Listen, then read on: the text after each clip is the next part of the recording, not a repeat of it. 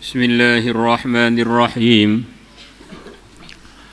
Wa qala ta'ala wa in 'aqabtum fa'aqibu bimithli ma 'uqibtum bih wa la in sabartum lahuwa khairul lis-sabirin.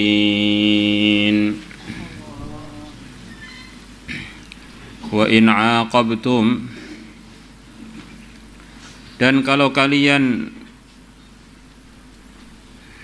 menghukum atau membalas hukuman, fa'aqibu, maka hukumlah oleh kalian atau balaslah hukuman oleh kalian, bimithli ma, dengan seperti hukuman uqibtum yang kalian dihukum bihi dengannya.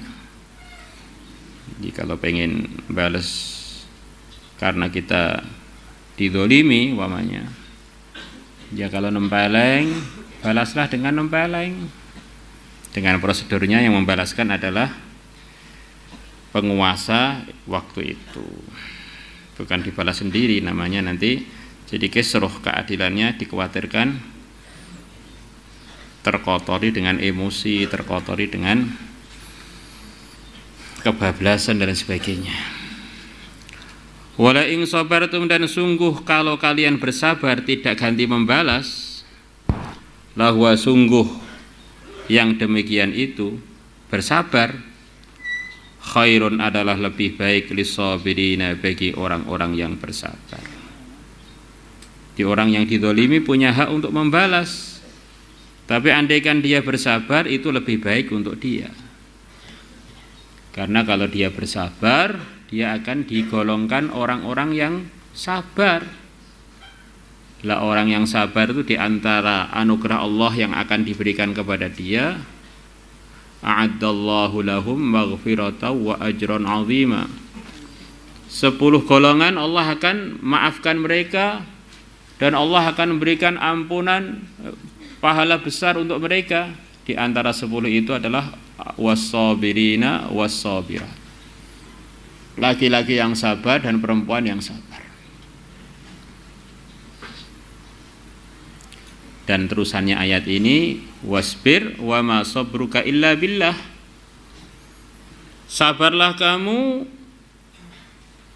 dan kamu tidak bisa sabar tanpa ditolong Allah. Sabar itu memang sangat baik, tetapi tanpa ditolong Allah kita pun tidak bisa menjadi bagian orang yang bersabar. Kalau orang bersabar dijanjikan Allah akan beri pertolongan pada dia, wallahu ma'as sabirin. Allah akan menolong hamba-hambanya yang bersabar. Orang-orang yang bersabar akan diberi pahala yang malaikat pun tidak bisa menghitungnya. Innama yuwaffas sabiruna ajrohum bighairi hisab. Jadi wasbir wa ma sabruka illa billah. Ya, hakikatnya kita ini ada aja enggak, apalagi mau buat apa atau menahan diri dari apa, ya tidak akan bisa tanpa ditolong oleh yang menciptakan kita. Maka semua kebaikan itu jangan lupa kita minta kepada Allah supaya kita dipilih, ditolong untuk bisa melaksanakannya. Ngaji dapat pelajaran bahwa pentingnya baca Quran, pentingnya tahajud.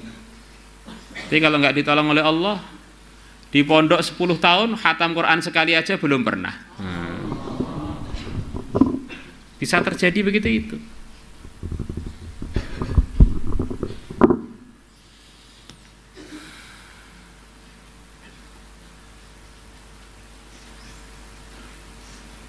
Maka antara pengetahuan dengan amalan itu bisa berpisah. Apalagi kalau nggak tahu, ya sama sekali nggak ada gambaran untuk benar. Kalau begitu nggak usah ngaji, Pak. Tahu juga paling nggak diamalkan. Wong tahu aja kadang-kadang nggak diamalkan, apalagi kalau sama sekali nggak tahu, ya sama sekali nggak ada bayangan untuk mengamalkan. Sempurna celakanya. Sempurna ruginya.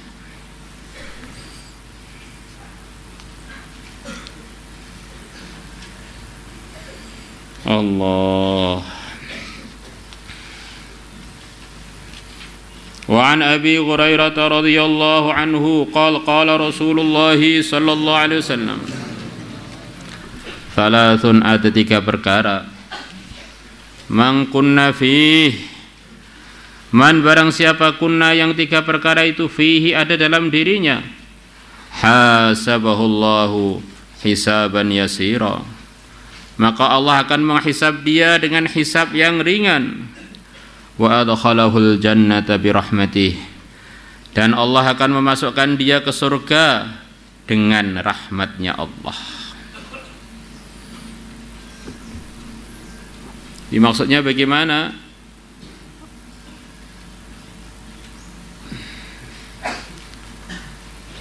Orang yang punya 3 sifat yang akan dibaca ini, dia akan lulus dalam mahkamah nanti di akhirat. Hisab yasir maksudnya dia akan dimudahkan oleh Allah untuk melalui proses pertanyaan-pertanyaan itu. Akhirnya dia selamat dari proses itu, akhirnya dia masuk surga. Jadi kalau ada ungkapan dalam Quran atau hadis ini akan dihisab dengan hisab yasir, maksudnya dia ini pasti bagian dari orang yang beruntung di akhirat sana dan pasti bagian dari orang yang akan masuk surga. Dan Allah akan memasukkan surga dengan rahmatnya. Apa maksudnya? Jadi di dalam bahasa itu ada bahasa hakikat, ada bahasa tidak hakikat, majaz, kiasan. Kalau kita pakai bahasa hakikat, makhluk itu nggak punya apa-apa, semuanya milik Allah, ya terserah Allah. Maka hakikatnya makhluk itu ada aja enggak, apalagi kok mau masuk kemana itu enggak punya hak apa-apa.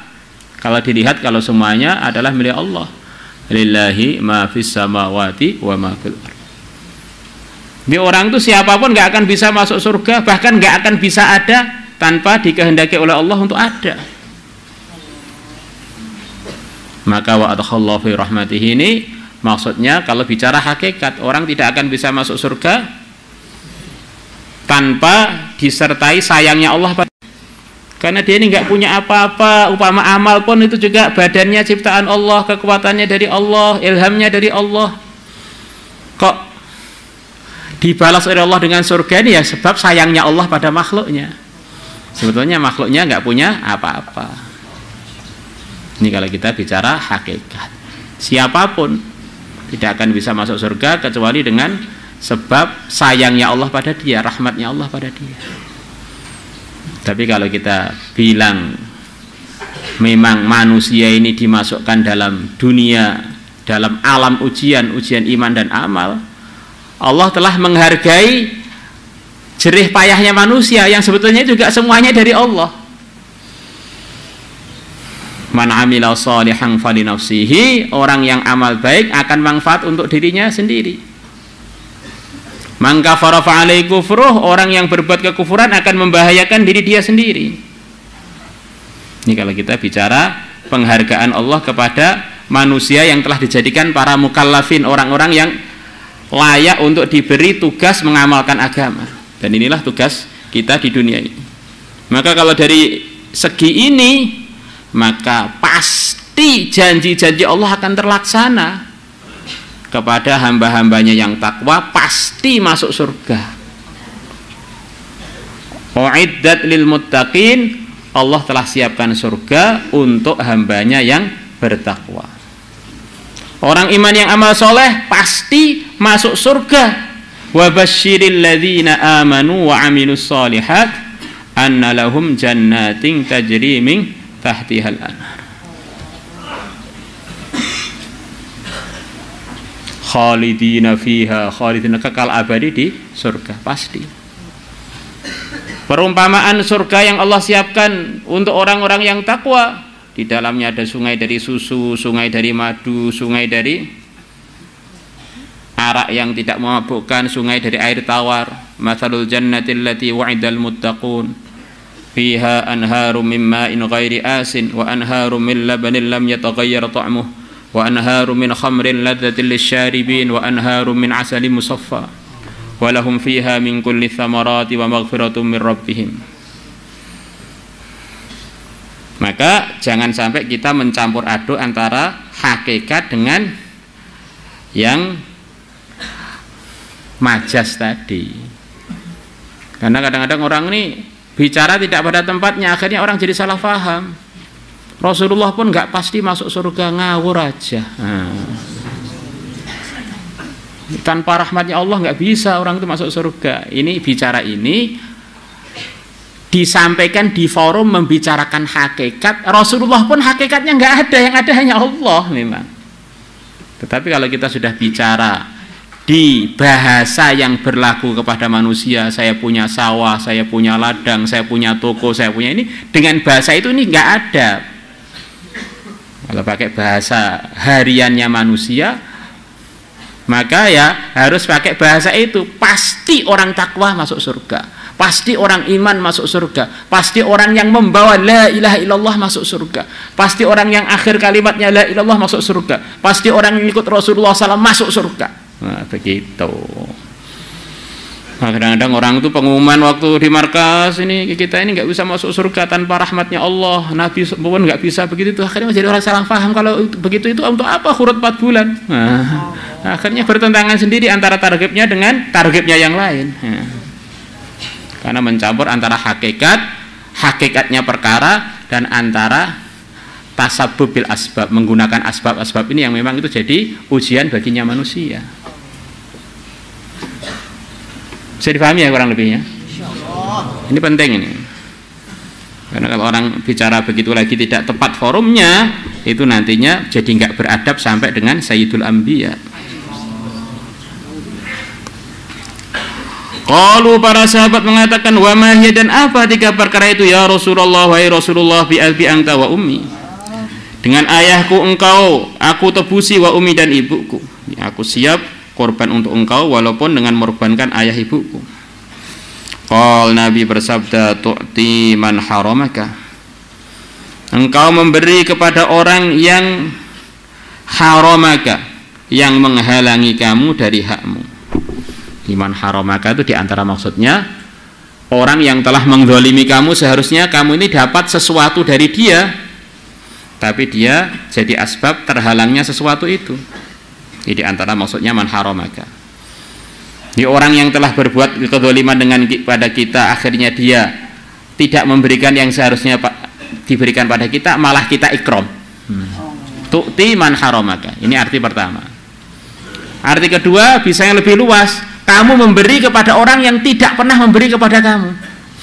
Jadi sama sekali pemberian ini nggak ada tujuan apa-apa selain ridhonya Allah.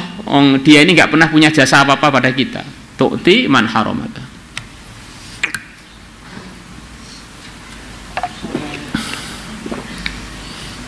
Tu'ti, kamu memberi, man, kepada orang haramaka, yang tidak pernah memberi apapun pada kamu. Wa tasilu man qata'aka, dan kamu menyambung man qata'aka, orang yang memutuskan hubungan denganmu. Orang yang memutuskan hubungan denganmu malah kamu sambung. Mungkin saudara atau saudari yang dia ini memutuskan silaturahim, malah kamu sambung dengan mereka. Wa ta'fu amman zalamaka, dan kamu memaafkan amman zalamaka, pada orang yang telah berbuat kezaliman padamu.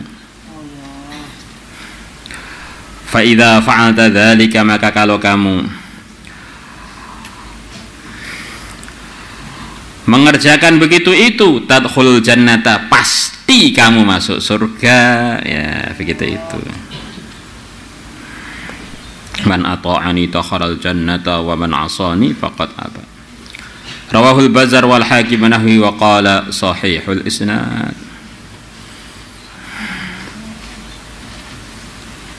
Maulaya salli wa sallim daiman